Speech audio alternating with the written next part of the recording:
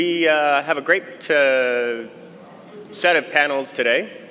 So our first panel this morning is moderated by an eminent colleague and good friend, Michael Consedine, the CEO of the NAIC. I'll invite Michael up onto the stage, and just a reminder to everybody that we will be using the Mentimeter today. So we had good experiences with it yesterday. I hope that continues. It's a great tool for getting audience perspective on some of the issues that the panelists are discussing. So encourage everybody to follow the instructions when they're up on the screen. And with that, Mike, over to you. And thank you all for joining us this morning, which I know here in Abu Dhabi constitutes the beginning of the weekend. So thank you for spending your weekend here. I wish we at least had the options to lose our ties today, but shortly after this panel I will do so. We heard a lot yesterday about the emerging trends and use of data in the insurance sector. And with, of course, this rapid emergence of this data usage, there comes associated risks that may and we have already been shown to have significant impacts on the financial system, on insurance companies, the real economy, and I think fair to say people's lives personally. I'm sure every one of us has been touched individually in some way or another by a cyber-related threat. So this panel is going to take a look at how insurers are exposed to cyber risk and how they are managing that fast-evolving and multifaceted risk. We're also going to look at the growing business of cyber risk underwriting and the challenges that insurers and their supervisors face in this expanding and quickly evolving line of business. I have an incredible group of panelists that will help us dive into all of these issues. And as a good moderator, my job is mostly to stay out of the way and prompt what I know will be a very good discussion. So I'm going to let each of the panelists introduce themselves and provide a little bit of background on themselves, and then we will quickly jump into these topics. So Mary-Cécile. Thank you, Mike. So I am Mary-Cécile Duchon. I am a deputy director at Mike. Yeah, just pull it closer. Is it working? Can you hear me? No. Yes? No? Why don't we move to Tracie and see if your mic's working, Tracie, and if not, we'll get Mary's. Hi, I'm Tracie Grella, and I'm the Global Head of Cyber Risk at AIG. My role is to manage cyber risk within our insurance products, not just within the cyber insurance products, but the cyber risk that we have in all of the products at AIG and property casualty and all the other lines, including some of the consumer lines. Hi, my name is Guillermo Guerra. I'm the Group Chief Information Security Officer for Prudential PLC. Good morning. I'm Dr. Maher Naifa. I'm a partner with McKinsey. I lead our cybersecurity practice in Eastern Europe, Middle East, and Africa, as well as in Asia. And Mary, do you want to try your mic one more time? If not, we'll get Hello, can you hear me this time? Yes, good. So I'm Mary-Cécile Duchon. I am a deputy head in the French Prudential Authority. And I also have the privilege and the honor to chair the IAIS group on the cyber underwriting. And that's it for me. Perfect. All right. Well, then we will get quickly started, and I will just give you a heads up after I make a few more remarks. We're going to get right into an audience participation question, so break out those cell phones and get ready to dial into the site so that we can engage you in this discussion. So as I mentioned, we're going to be dealing with three different but certainly related areas, the first being the cyber threat landscape. And insurance firms, like any organization, but perhaps more so in some ways just because of the extraordinary rich data that they collect, are increasingly relying on IT infrastructure and solutions in order to streamline their processes, expand computational capacity and data management, as well as improve customer experience and connectivity. All great things, and I think the benefit of a big data environment. But with that also comes the risks. It brings clear advantages, as I said, but that there are always the risk that insurance companies may have anticipated, but in some cases have not. So with the first sort of icebreaker question, which I think we need to put up the, there we go. So just again, by way of reminder, at the very top you have the website you all need to log into, menti.com. You have your access code, and then you have the first question, what are the main cyber risks faced by insurers? And let's populate it hopefully with the responses or the choices, which maybe show up on your cell phones as you go in. And we'll give you a few moments to play the game. There is no wrong answer here, so don't hesitate to play. And it will actually help, I think, facilitate the next part of this discussion. Yes, results are hidden, so we don't want to, I guess, interesting. Okay, we're starting. But keep going. As you know, that sometimes these, we give more chances for people to log in. I can see that either. The font's too small.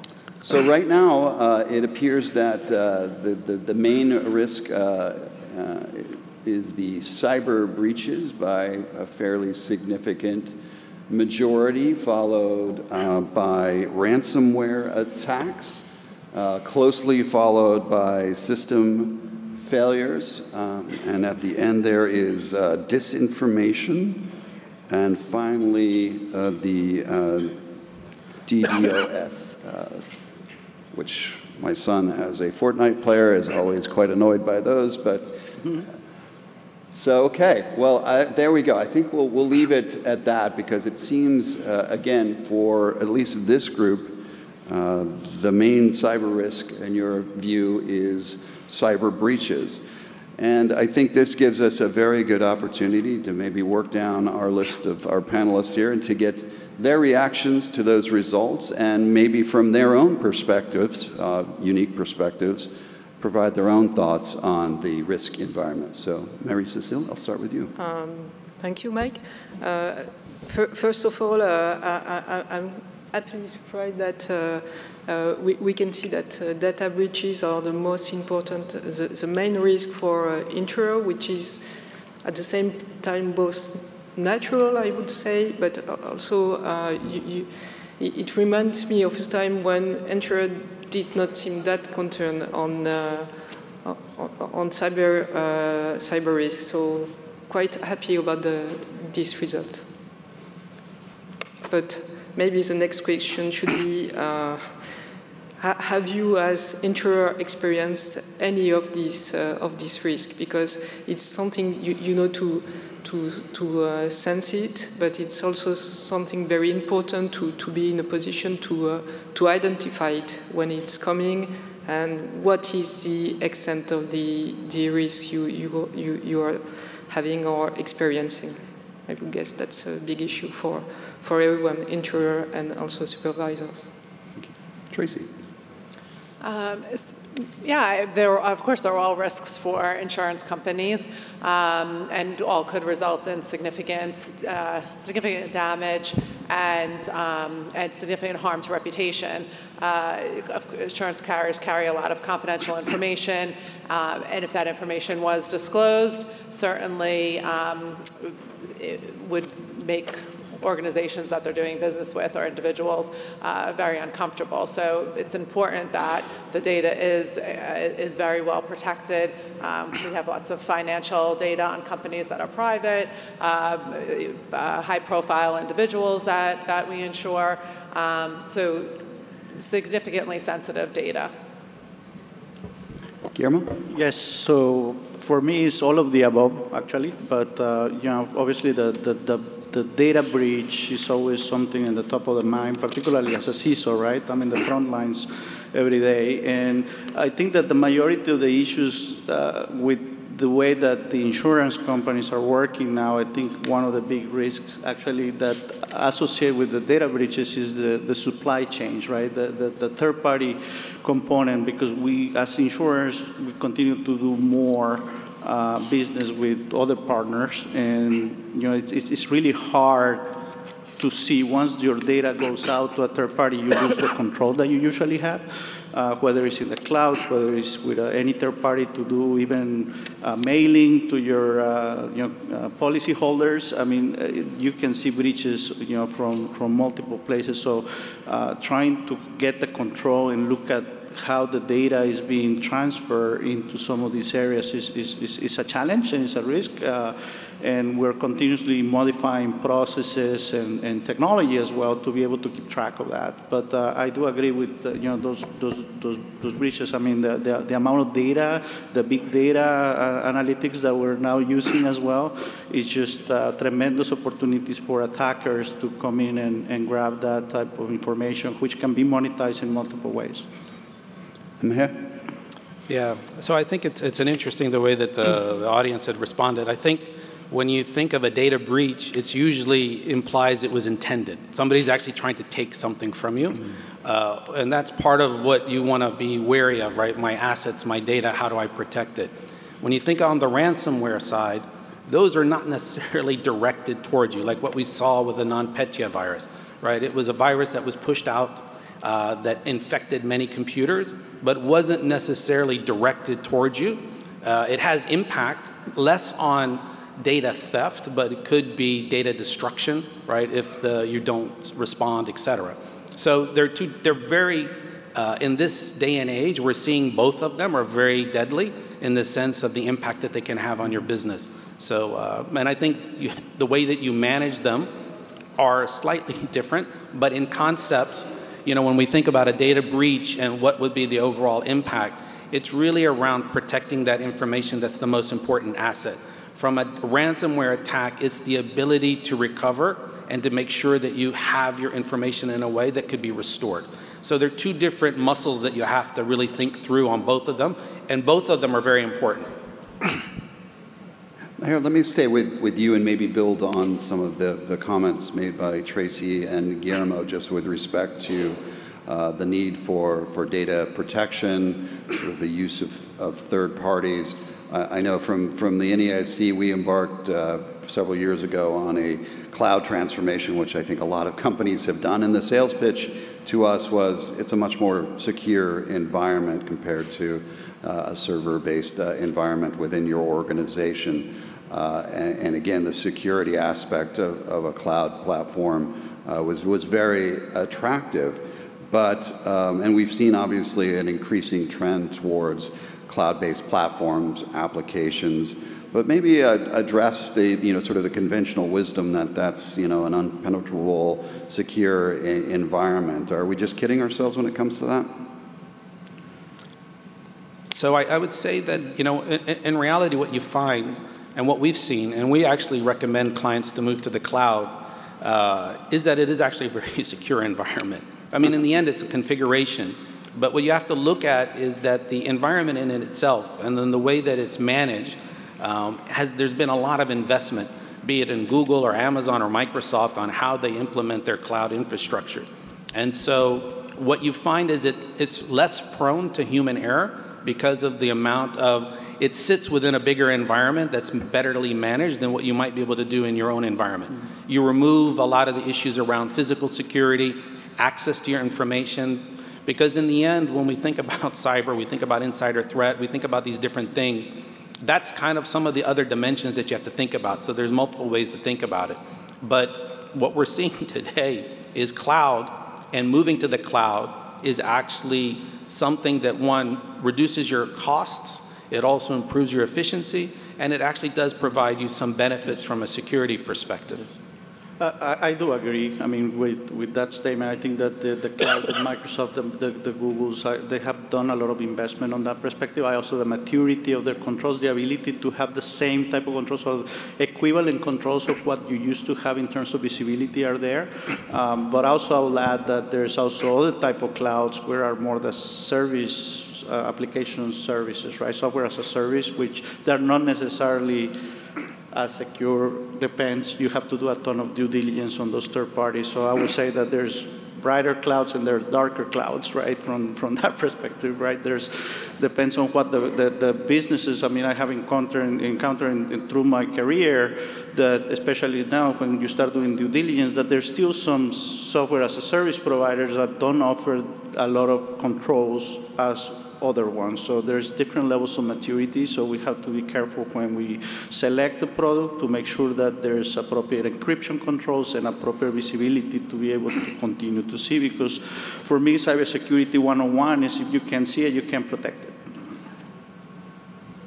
Tracie, anything you want to add on that? I think we've got it. I think cloud for companies that don't have the right staff on board, they don't have a team that can really handle it as well. In cloud, you're bringing a significant amount of security expertise, but there's still responsibility on an organization to make sure that they're configuring it correctly, using it correctly, and putting additional protections around it. So it's not, using the cloud is certainly a good, is good to do, but it doesn't alleviate you from also putting the right controls around and right risk management. Guillermo, let me go back to you just to talk maybe again as we're doing the foundation setting in terms of who are the main actors here for insurers when it comes to cybersecurity attacks and, you know, the motivations, as I think I alluded to.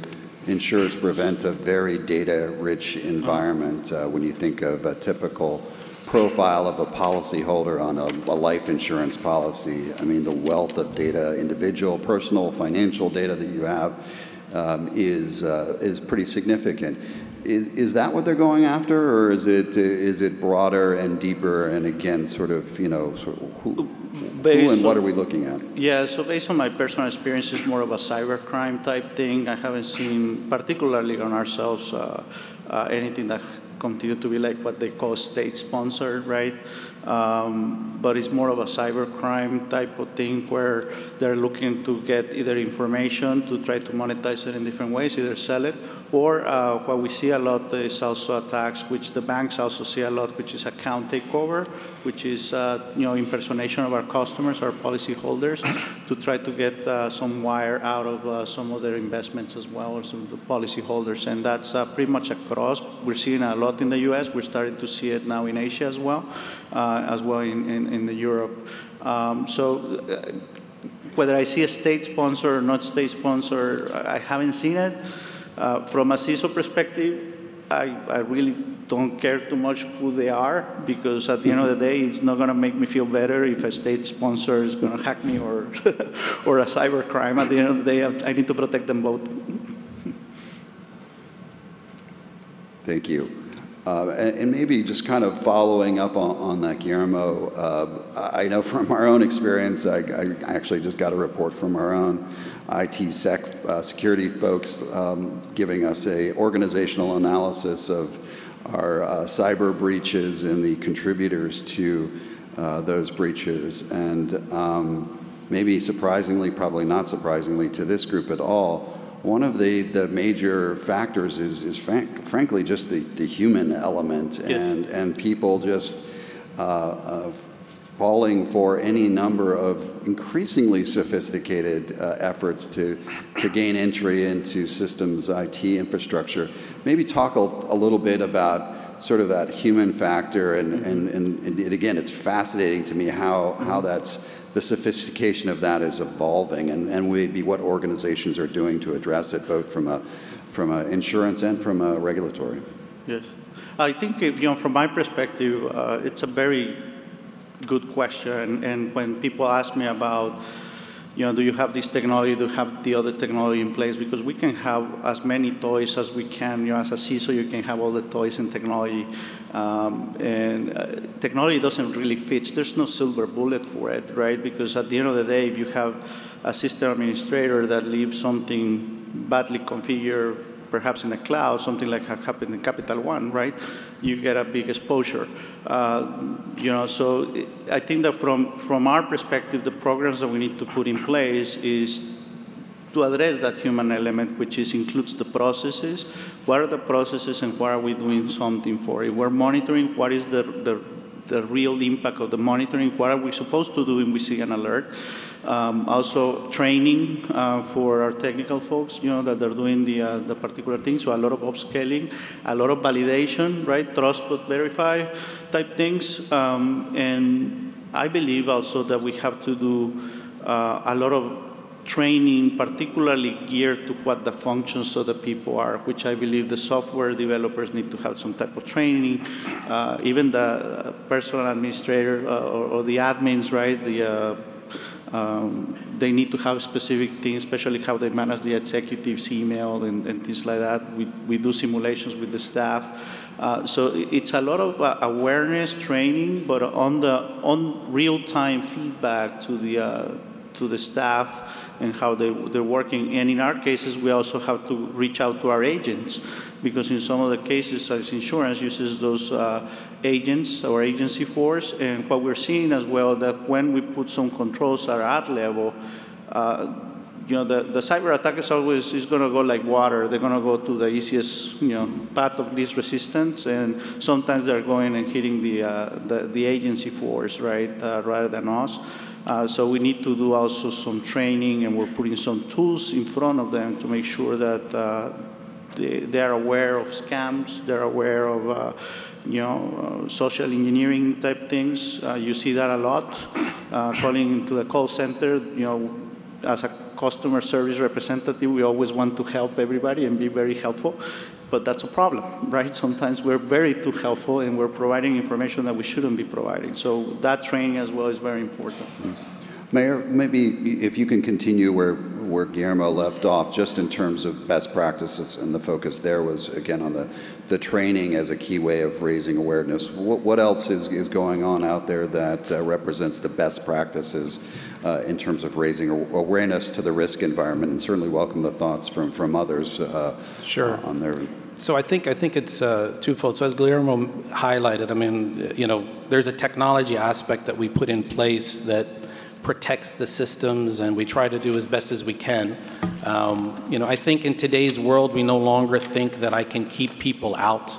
It's really a question of, how do I protect if they get inside? And one of the ways that we're seeing the easy way for people to get inside is basically lack of hygiene on how people use their IT systems. So there's a big emphasis on the awareness front, which is actually with the people that use the systems, not necessarily the technical people, the IT people, or but everyone that basically accesses your environment. Do you open your email? Do you click on attachments? Do you do these type of things with the phishing attacks and others?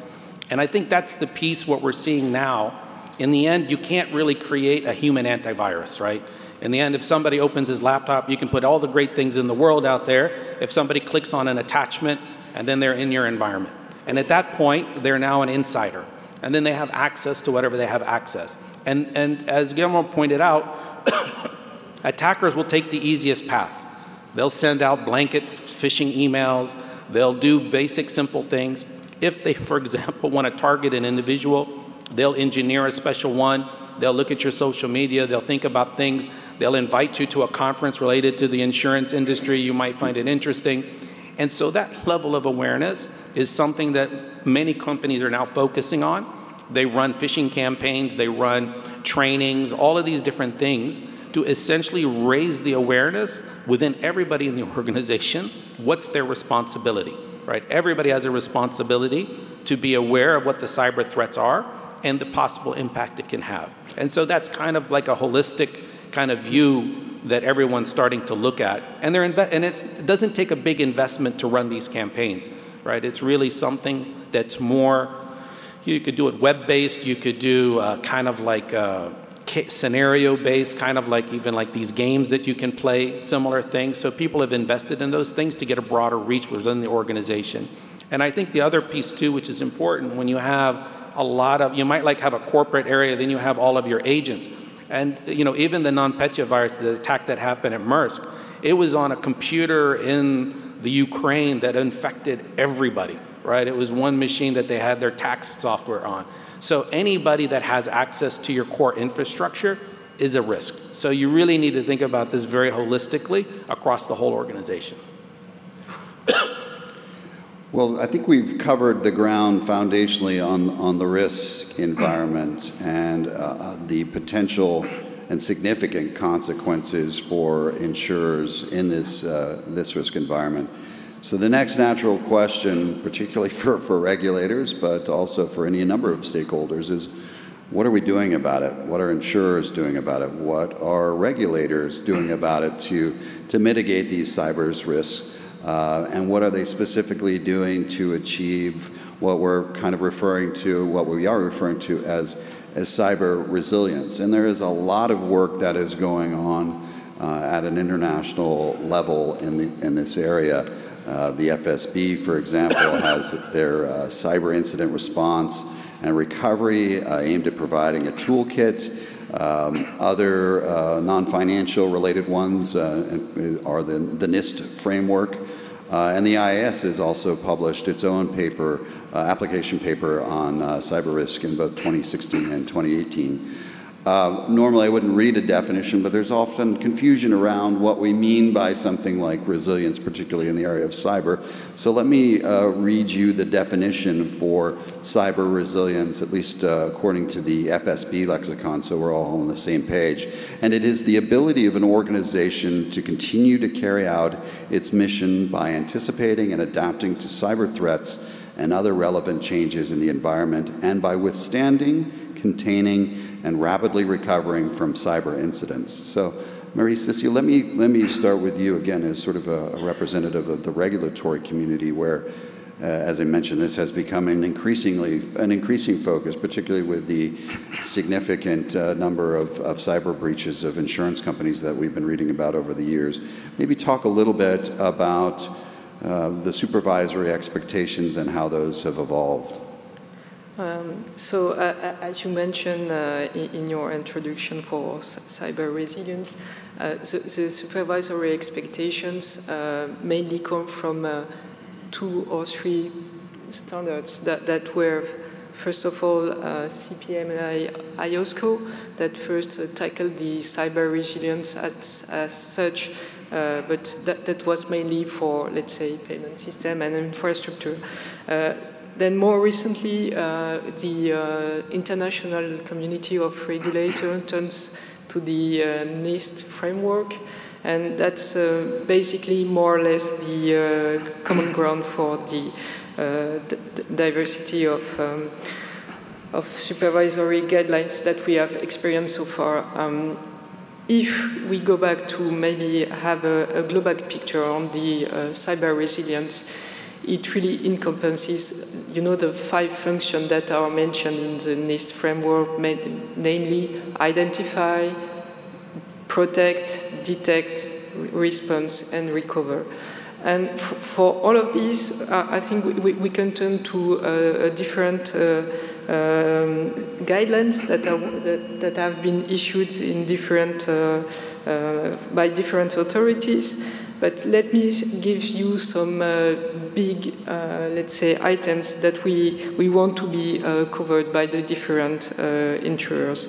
First of all, it is a responsibility of the senior management to handle this issue. It's not only, the IT guys or the CISO responsibility to handle this issue. It's really a main concern and a broad concern that everyone in the company shall take into account. We can then later come back to the organization, but mainly what we would expect would be some, different reporting line, for instance, for the person in charge of the IT security, namely the CISO, and then the IT department. That should be another reporting line. That's something that we want to see. And also you have the 3 lines of defense that are very important, the operative, the second line of defense, which is the risk management, and the 3rd line of defense, which are the auditors. So that's also something very important. Then, of course, what you need to see from the supervisor perspective, but that's not, I hope, really new for you, it's the assessment of the risk and the functions and at the different level of the organization and the company, which means some cartographies of the functions and the systems so that you know which one are the most important to defend. And that would come also to maybe the last item, which is really important, and I can think of, it's the management of third-party service provider. I can come back, for instance, to the cloud service provider, where we know that they have really huge advantage and huge benefits for the companies. But for us as regulators and supervisors, it's also very important that the companies do have some perspective and different perspective from us. We can think, for instance, on the localization of the provider. It seems a very basic issue, but you have to take into consideration that you might have some different legal perspective and coming from different parts of the world or of different countries. And that has to be really assessed carefully when you are using cloud service provider. Another issue on cloud service provider, I can give you some other different, but let's stick to this one. It's also which type of contingency plan and which type of exit strategy you are building when you want to have such a service being used, and that would be for the big framework. What we are now seeing is that mainly insurers do know they need to protect, that's for sure. But sometimes they really forget that they have also to take into consideration the fact that it won't only be protection only, but also how you recover from a cyber attack, because the big question is not if, but when. That's the usual question. And to this perspective, we must say that we still have some work to do as a supervisor. You mentioned the cyber incident response and recovery work group. As you say, we expect to deliver some. They are expected to deliver a toolkit, and be reassured that won't be any standard for the time being, because what we see that from a recovery and response perspective, the standards are very technical, and we need to you need to make sure that everyone is able to understand what it means. From the technical guys to the senior management of the company. So I think that would be the main supervisory expectation. I would guess I can give you more because you know, as a supervisor, we are very fond of guidelines and expectations. But maybe I will stop there. Thank you. Thank you. We certainly build from that very good foundation, Mary-Cécile. And let me do just that, and maybe Maher, I'll start with you and Tracie, your thoughts coming from a company. You know, again, we've just heard a lot about the developments on the regulatory side in response to, again, these very highly publicized cyber breaches at companies and the resulting damage done to customers and policyholders, and of course the enormous operational and reputational risk that goes along with a cyber breach incident. I know, as just a consumer, has been affected by at least a few in the U.S. You know, it took me a while to go back and shop at Home Depot after I got burned there, and the same, I'm sure, effect has been felt by any number of institutions, insurance included. So, Mayor, let me start with you in terms of your perspective on how this area and the regulation that's coming up is really impacting from a board and management perspective, and also from an IT investment perspective, what's happening within organizations. Sure. So I think as was discussed a little bit earlier, I mean, when most people think about cybersecurity, they're very much focused on the identify and protect and some of the detect. And the reality is that it's no longer a question of, as what just highlighted, it's no longer a question if, it's really when. And actually, you look at the maturity of organizations today, which is really how long does it take you to find that you were attacked? Because in reality, most likely somebody is already in inside your environment. And then I'll give you, there's probably right now you will find that 85% of all cyber incidents are not found by the organization itself. A data spillage, somebody puts the information out there, that's when you find out. So now the clock starts ticking. What do you do?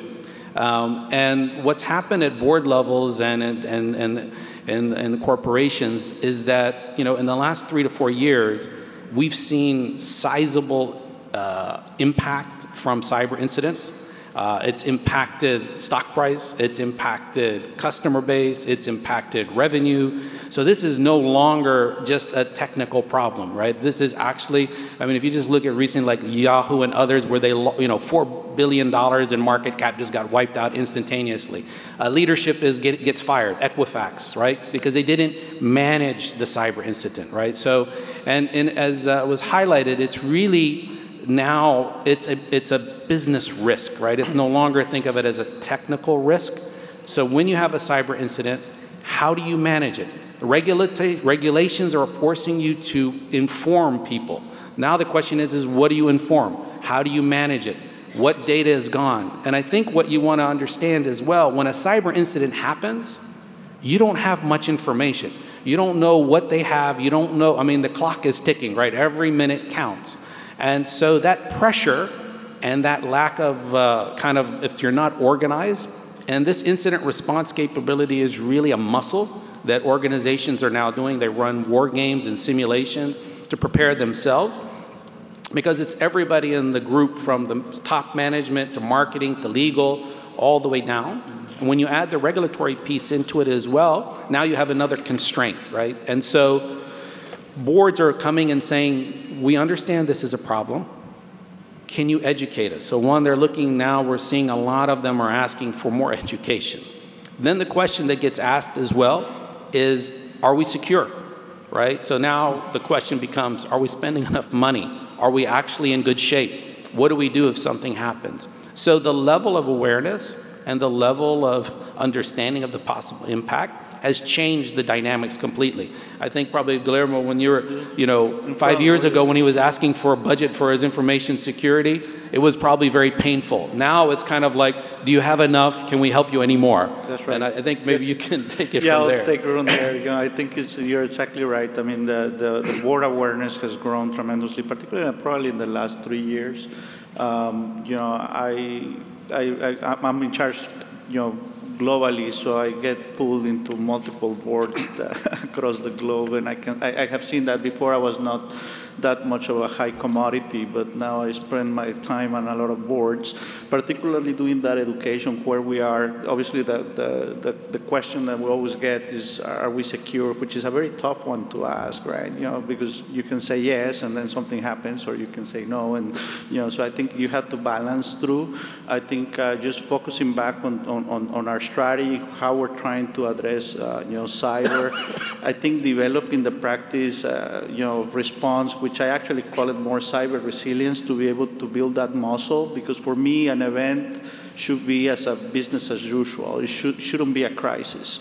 And I think that right now a lot of the response capability becomes a crisis. Everybody gets involved, and everybody's obviously very, very tense activities. So in my experience during my career, I have to deal with a couple of breaches, and I learned as well from that experience on how to try to build that cyber resilience within my team as well.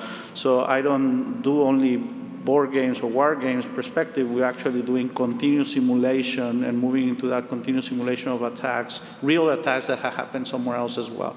So we're trying to move that so our security operations center is always ready. But not only that, it's also how the company reacts to it, your marketing team, your legal team. So you have to bring them all together. It's not just that I'm going to be able to respond myself, right? So, so I need obviously the help from our lawyers, the marketing, the sales, customer service to make sure that they're prepared to be able to answer questions. So we have done a ton of those type of exercises to raise the level of our preparedness, and in our case we call it cyber readiness more than response, because we want to be ready, and I think that's an important practice that needs to be in place in every forensic security program. Thank you. Anybody else want to? So the regulation absolutely increases awareness about cyber risk. From the beginning, when we first started getting data breach regulation in the insurance space, that's what really started to get companies interested in understanding more about cyber risk and wanting to risk transfer cyber risk. So I think the regulatory environment plays a critical role in raising awareness, talking about some basic hygiene standards, and as was just mentioned, I think when CISOs are looking for budget, the things that are going to get funded are things that are required from a regulatory standpoint. They'll take precedent in funding. So it does get attention, it does get the funding, and it's moving companies along in the right direction. Because of where we're starting, but we have to make sure that we're not just, our organizations aren't just being compliant, but that they're truly protecting their network and being secure, and compliance and security aren't always lined up. Yeah, Tracie, I think that you hit the nail on the head. I mean, I'm not, I probably shouldn't say this in front of a lot of regulators, but I'm not here to make sure that I'm compliant. I'm actually trying to protect the company, right? So I'm not trying to look at checklists and things like that. I think that when you look at security, you have to go into, peel the onion, right? Go into the details, because sometimes when you look at checklists and you look at those type of assessments at point in time, they don't look very good on some of the hygiene stuff. So deploying a lot of automation to be able to look at the majority of the assets, where the assets are they properly configured, make sure that we don't have those type of errors, right? So it's nail in the head. I mean, it's to protect and be able to go into the details, because some of the times is the basic blocking and tackling, right, that we need to do, which is the hygiene. Maybe if I could just add one point, I think what's important, it's actually a good sign that the regulators are starting to push on this topic, because in the financial services right now, they're clearly the most advanced in any industry on this topic. And the reason is that this became a regulatory issue early on, and it's already created that awareness and got their capabilities up and running. And I think that's still important. So it's good to see that now in the insurance industry, they're also starting to regulate, because these are going to be the things that will help you actually put the appropriate attention to it, right? It's really, is it really a risk? Do I really need to pay attention to it? And the regulatory piece is just the beginning, right? It really is just more around certain good things that you have to do. But its bigger thing is that you also have to think about it from a business. In the end, you're a business. You need to protect your assets. You need to protect your customers beyond just what the regulator wants from you. And I think those are all the right ingredients now to kind of help drive this into the industry. Thank you. I want to make sure we have time for our last segment on the underwriting part of this equation. So maybe let's put up the next audience participation survey and get your views on what are the main challenges faced by insurers to achieve cyber resilience. Not that I'm sure you'll at all be impacted by the discussion you just heard, but give you a moment again to log in, go through those, and maybe Mary-Cécile will give you an opportunity to react to those again from sort of where you think the regulation is going from here.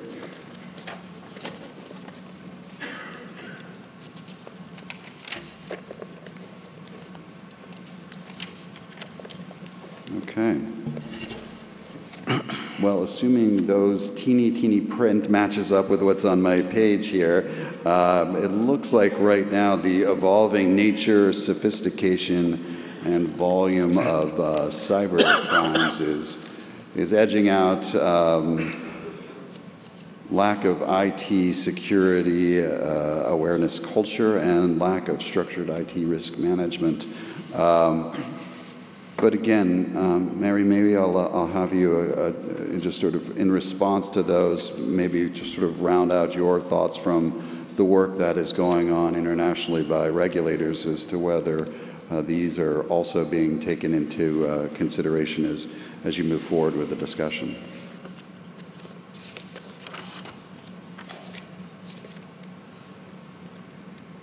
So I was just fascinating. Why is that it's only the fourth answer that is coming first?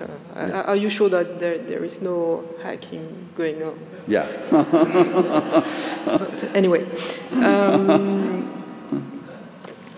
maybe from what I've heard, so it's always very pleasant to have let's say, supervised company stating that it's good to have a regulatory pinch, you know, to enhance their awareness around cybersecurity. What you need also to understand is that we also really take an in-depth look on the cybersecurity management in the different companies. We can maybe give the example of, yes. You know, in different countries it's performed differently, but we really do ask company to perform, you know, what-if scenario. And that's very important to have this in place.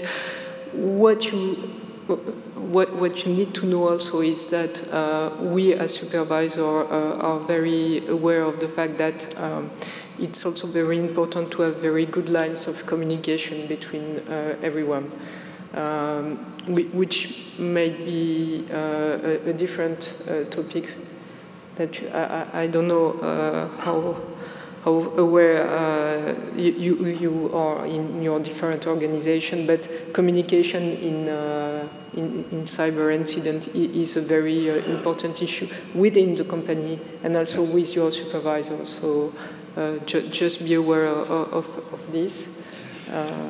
Yeah, I think the supervisory communication is certainly a critical part. And to what extent does that relate to sort of the stress testing that is now happening and how that's communicated? Again, stress testing is a very important tool. We mentioned the what-if scenario, and that maybe I can think of 3 different types of stress testing, and I'm not speaking on the usual stress testing yes. that we know as supervisors. But when it comes to cyber risk, first of all, we really think that there would be some benefit for the company to have some laptop exercise of what-if scenarios, just to make sure, at least from the, let's say, theoretical viewpoint, they know where the weaknesses are when you try to experience what could be the response to a cyber incident. And it's often a very practical issue, but again, for instance, communication can be something very difficult to tackle. For instance, if you don't have any communication means, how do you inform everyone that you have some cyber incident? That's very obvious, but still, it's something that we have to take into consideration. The IT people would probably know that something is going on, but what about the people, the business people? Do they know exactly what's going on? So that's really the first step. Another type of stress testing, and we are very fond of this type, is penetration test.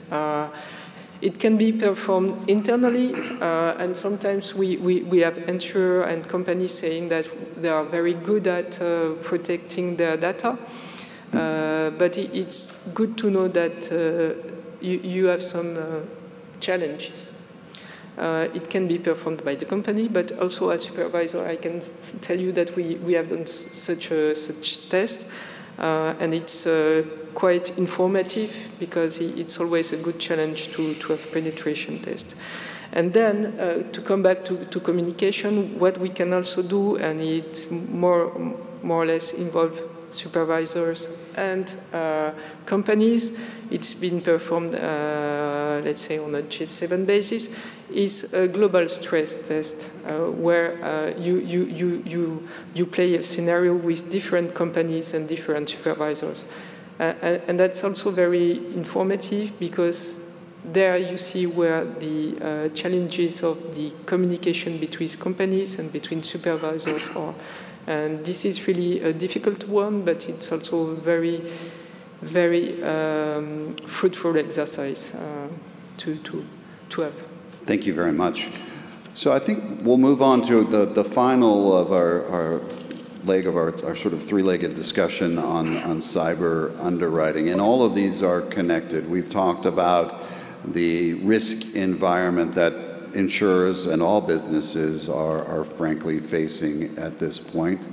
We've just finished up the discussion around the resiliency aspect of it and the expectation prompted by, in part, regulation, prompted also by certainly bottom line interests that companies need to react and respond and protect against these emerging risks. But that, of course, presents an opportunity for insurers to address those risks through certain products. And cyber products and cyber underwriting has increased dramatically in response to these developments over the last few years. And so I think we move into this last area, both in terms of as a development, but also, you know, in its own way, what risk does it provide from an insurance regulatory as we look at this quickly emerging product. But Tracie, let me start with you as sort of our resident expert on level setting and providing, again, a little bit of sense on what's going on within this marketplace. We've seen, you know, enormous growth and product design evolution in just a few short years, but maybe you can give us a sense of what you're seeing and what's really driving it. So the cyber insurance market has actually been around for 20 years.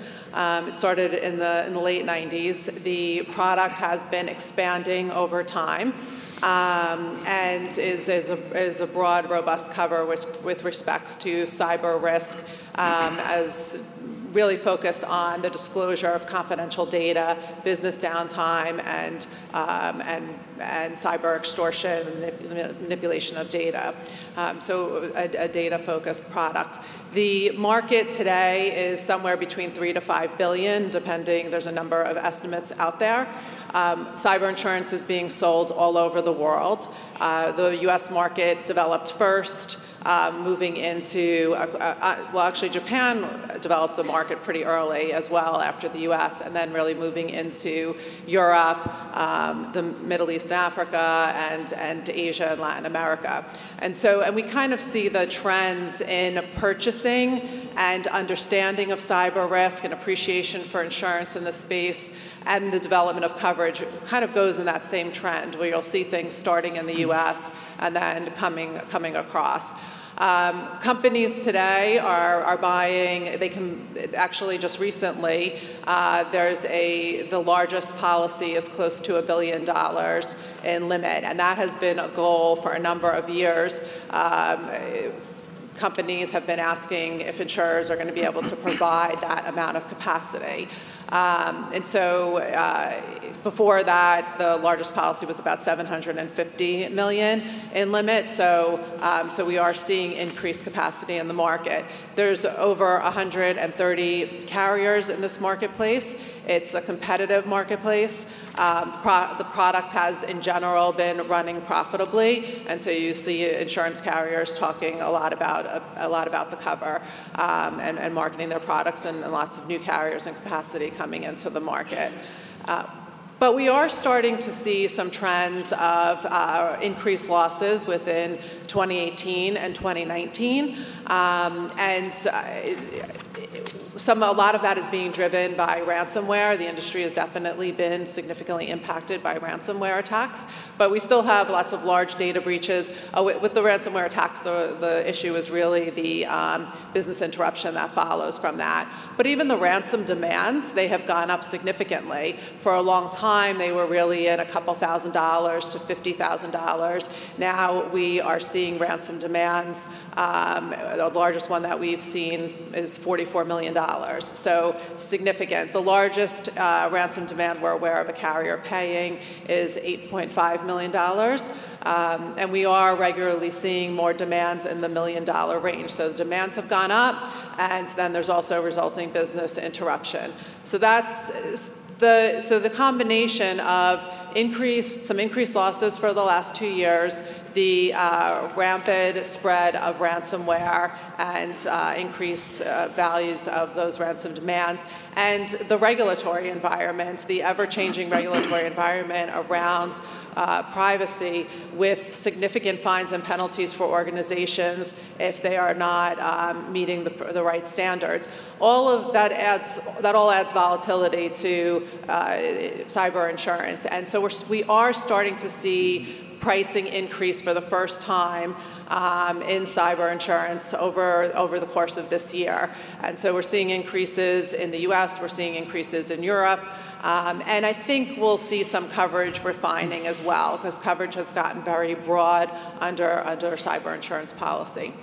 So there is a lot of confusion around what cyber insurance is. So the cyber insurance product is really designed around non-physical losses that I had explained before, data, loss of data, manipulation of data, and resulting business interruption, but without any type of physical damage. And so a cyber policy doesn't really cover all cyber risk of an organization. And the cyber policy doesn't only cover cyber risk. Cyber policies have been expanded to provide other coverage as well. So you'll have some non-physical cyber-triggered losses that result in non-physical loss. Will be covered under a cyber policy. And then you also have that policy expanded to provide coverage for privacy events. So privacy events where there's not a compromise of the network. So for example, kind of these business email, some of the spoofing emails that we see where you're asked to send information, maybe tax return information, employee records, and somebody will just mail them out. That would trigger the cyber policy, but under the privacy section of the cover, because there's not really a compromise of the network. Someone's just being fooled into disclosing confidential information. So there's a broad privacy grant. The policy also has a broad regulatory grant for regulatory violations of privacy regulation for the defense of those, for appeal costs, as well as for fines and penalties.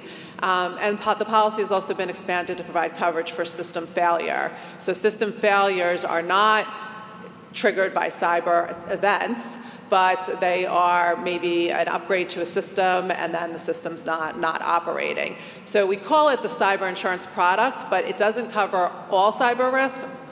It covers all these non-physical data-related risks, and it's broad in that aspect, and then it expands and it covers other privacy exposures as well and the system failure. But so the remaining cyber risks, we really have to think about the entire insurance portfolio and how does that address all of cyber risk. So you have cyber risk under crime. If an email is received and money is sent out, the theft of money, that's going to trigger a crime policy. We also have cyber risk exposure and coverage under property policies and casualty policies. If you have a system that's attacked and a valve pressure changes and there's an explosion, the policy, a property policy may be triggered to cover that type of physical damage. A signaling system for trains can be hacked into and the trains can collide. You may have coverage under a casualty policy. So we need to look at the cyber risk in its entirety is covered by multiple products within insurance. The cyber product was developed because there wasn't this coverage for the data piece of it, and that's what the cyber product covers. But we need to really pay attention to all of the whole insurance portfolio, and risk managers need to make sure that all of those pieces work together and fit so that all of their cyber risk is covered when they develop scenarios around what their potential exposure could be from a cyber attack. They need to do an evaluation and gap analysis of all of their insurance policies. Guillermo Mejer, let me pull you in maybe into this discussion a little bit, just from a potential customer or advising clients. Are the types of coverages that Tracie's just talked about meeting a need within the marketplace, or are there still design issues and challenges that you think need to be addressed? So I think both sides are learning and figuring out how to deal with this. As Tracie said, it's very complicated how it moves from one area to another, you know, if it's a physical or a data. And I think as the nature of the cyber attacks is changing, I think everybody's starting to adjust with it. So I think it's something that's going to be evolving, and I think as the nature of these attacks and the way these things work, I think that will kind of help push forward. I think an area which is always of difficulty is really deciding on what's the basis for the value that could be at stake. And those are some of the areas about understanding, even as an organization, what is my risk profile? You know, what is the possibility of an attack? How are you baseline compared to others? So I think some of that, as well as we start improving, and the insurance companies get a lot more comfortable with kind of being able to compare and understand what everybody else is looking like, which will then help you kind of set the right profiles. But I think it's something that's going to be evolving with time, and we'll get better and better at this, I believe. I think that from our perspective, you know, looking at it from a customer point of view, right, you know, in that perspective, you look at, you know, these products to be able to complement your information security program, your cyber readiness overall, right? In terms of, you know, how do I protect? How do I look at my entire risk? What is my total value, right? How do I invest in my information security program? Plus, how do I cover some of that with trying to transfer some of that risk through an insurance product, right? But I think that the maturity of those products have been growing. Before it was, I didn't believe too much on them because they have a lot of fine lines, right? And then you have to define, is this a breach and how would the breach happen? Were you really negligent or were you really not negligent? Patching a server versus not patching a server. Some of that language before, it used to be very, you know, difficult to understand. And in terms of when you actually submit a claim, you end up, you know, having a lot of lawyers involved. So it was not a clear cut. I think that has been evolving now. There's different type of policies and different type of things going forward. That's from a customer point of view, you know, from our perspective. But the maturity has been growing a lot. So the market for cyber insurance it's always been a broad policy, but like any other insurance policy, there are varying types of policies in the market. Some companies you want to save on cost, you might buy it for contractual reasons, you might be a smaller organization and need to meet a certain price point. So there were policies and there are policies in the market that may exclude if you don't patch or things like that. But there really isn't much that's not covered under a cyber policy when it comes to data. The key exclusions under a cyber policy are bodily injury and property damage. That cover goes to property and casualty. The policy does not cover theft of first-party trade secrets. It does cover, though, theft of third-party trade secrets and the resulting liability. And it does not cover the transfer of funds, which is covered by a crime policy. So there really aren't hidden pieces. It's all the breaches that you see in the news. You can see in companies' financial statements that they are collecting all of their insurance. The reporters get it wrong sometimes, but you can certainly see within published financial statements that those insurance proceeds are being collected. Great. Thank you for those insights. Let me again pull the audience back into the discussion and get your opinion, because many of you are also experts on what you consider to be the main challenges faced by cybersecurity underwriting. And again, log in and get your thoughts, and then I may move forward in some of our questions so we get to the regulatory response part of this, and then also leave a little bit of time for a question. So please start thinking up any questions you might have.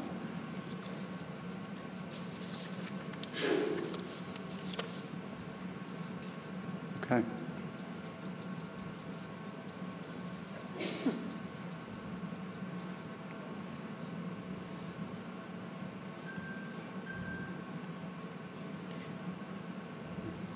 So actually, yeah, the first two responses, Mary-Cécile, I'll start to get you ready to jump in here in terms of the dynamic nature of the cyber risk and the lack of historical good quality data. I know from our own regulatory community in the US, as we're seeing the emergence of these cyber products, which are relatively, although Tracie said they go way back, certainly the significant growth has been pretty recently. And as we've heard from the entirety of the panel, the risk environment itself is quickly changing. And so you run into the challenges, and from a regulator's perspective, concerns about, do they really know what they're insuring? Have they appropriately reserved for the potential risks involved? I know a group of us a year or so ago visited Lloyd's, and I think their biggest black swan event right now from an insurer's perspective was a major East Coast cyber event in the US, which illustrates again that there seems to be an inherent significant risk, potentially almost systemic level risk related to cyber that may trickle over to the insurers who are trying to capture those risks. So maybe a little bit open-ended of a question, but can you kind of provide your thoughts in your role in working with the IAIS on how the regulatory community is beginning to address these areas? Yeah, for some of us, it's not the beginning of the work, but globally, from let's say a global perspective, it's also very a fast-moving area, and we as supervisors have to take this into consideration. As it was put on the slide, the dynamic nature of cyber risk is something that first insurer and reinsurer have to deal with, and then it then becomes a concern for us as supervisors. Let's say that we have the same concern as insurer, and this is for us also a big challenge. Lack of historical data, for sure we would like to have some data from the insurer so that we know from the global view of the insurer what's going on. We do try to collect data, but given the fact that it's rapidly evolving, it's difficult to know what data we should be targeting. It's something that we can also see from the on-site supervision, for instance. The claim, most of the time it's very difficult for them to assess what is the good risk. So all along we are very much aligned with the concern of the industry towards this type of new cover, or not that new cover, and that would be my first reaction.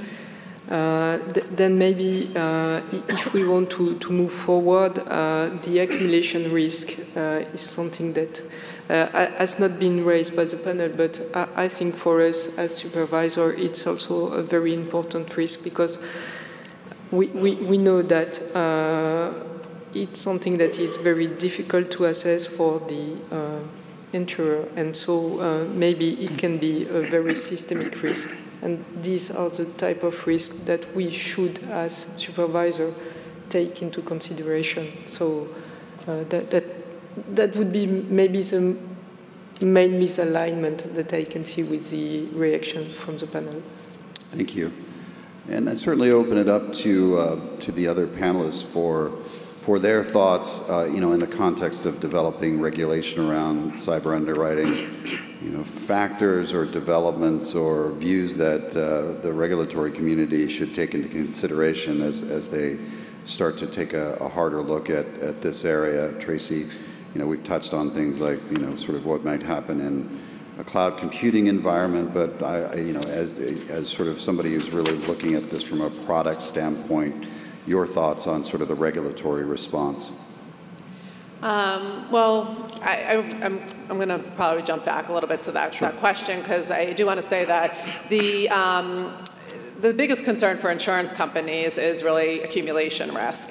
And cyber insurers are spending a significant amount of time monitoring the exposure and across all of the products within the organization. And so we are collecting data about the interconnectivity between our clients and the vendors they use and the partners they use. And we're developing significant scenarios based on industry, working with modeling experts and working with cybersecurity experts. And the insurance industry works very closely with the cybersecurity community, where insurance industry usually spends most of their time with risk managers. In cyber insurance, we're spending a lot of our time with CISOs, and we're spending a lot of our time with cybersecurity forensic firms and leading technology providers, so that we can learn a lot about the most aggregated risk, the most common nodes of aggregation, the large cloud providers and others. And so we've identified, you know, for us specifically, we've identified the top 100 common nodes of aggregation. We're monitoring those on a regular basis, collecting data on that information, and then running our models in these different scenarios that we have. So the accumulation risk is really the biggest piece. That's what any one risk is managed by the limit. The accumulation risk is the concern. On the actual underwriting side, what's concerning on underwriting is we do want to gather more and more information. And as we're kind of having this change right now in the market of you know, some increasing losses and a tiny bit of tightening, we're also hearing carriers say that they want to collect a lot more information. And we've been seeing that trend really for the last 2 years. We have, at AIG, we have a robust underwriting process, a very robust application to collect significant data to help better understand the risk and differentiate between risks. And we're seeing that being discussed a lot more in the market. And although clients are a little reluctant at first to provide more information, when we work with CISOs and when risk managers see the results, we're able to give them back good data to help them better quantify cyber risk and to better understand where their risk is, how they relate to their peers. It helps our insureds and our CISOs better manage where they're going to invest money, and it helps us internally better risk select and make sure that we're deploying our capital in the best places for the companies that are the most mature. So the underwriting process has matured over time. It will continue to. This is an evolving area, and but carriers are this is, you know, we need to focus on managing the aggregation, better understanding the risks, collecting this data, and we're certainly seeing that happen in the market. And maybe if I could add, I think I know, you know, both the last two surveys, I think it seems in the audience that there's a lot of unknown because they don't understand like the nature of the risks, and because those risks and the capabilities of the attackers are getting bigger and bigger. I think it's important to also focus very much on what you can control yourself. I mean, the dynamic nature is going to continuously they're going to continuously be ahead of us, the attackers. The capabilities are increasing. So it's really just part of the process that we're dealing with. After the recent exposure of a lot of the nation-state tools, now a lot of people have a lot of skills that are way ahead of what we'd have expected from typical criminals and others. And I think it's important in that whole process is that, you know, when we think about the dynamic nature of the risk, we just need to take that as a given, and we need to work backward from there. And that's really where we're looking at the resiliency and all those things. And as Tracie highlighted, I mean, I think it's important, those risk dimensions are clear, that they're always going to be there, but it's really a question of what am I really trying to protect? It's the data, it's my assets, right? So that's the fundamental piece that we should always be focused on. And then the nature around us, the environment around us, is just always going to be unfriendly. And so I think that piece is really important, just to kind of keep level set, that you're never going to be able to catch up with what's going on from a risk environment and kind of what's going on out there.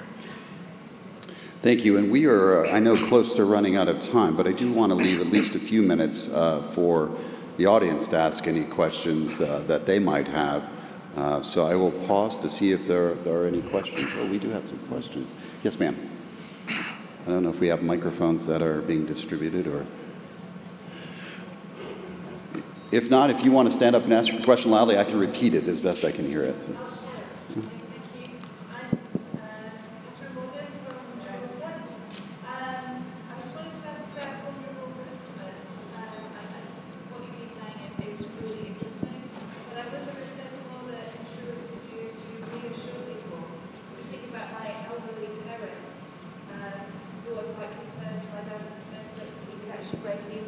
For example, he's 84, so.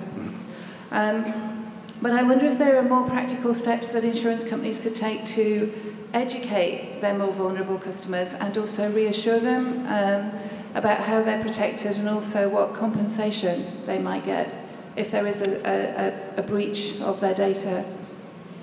Great, good question. And in terms of, again, focusing on the customer's vulnerability and, you know, frankly, the lack of sophistication that many of us everyday people have when it comes to these risks, and is there a role for the insurance community there?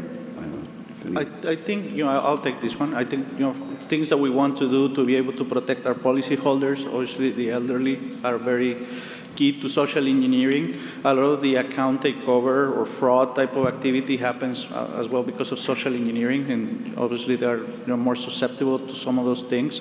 So we are doing a ton of things, a lot of significant steps to protect that accounts from using multi-factor authentication, from using voice authentication to be able to identify when they call, to use, make it as easy as possible for people to be able to make sure that they are themselves, and also having enough good processes of doing the proper callbacks to make sure that we're not,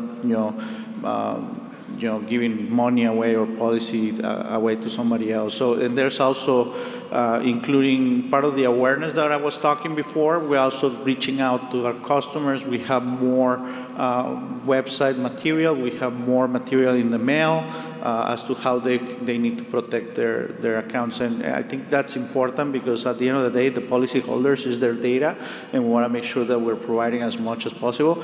Before, it was hard to try to convince the marketing team to do a lot of things. Now it's actually, they're asking us for material, they're asking us for more material around that. And I think that has been growing the awareness as well with the policyholders.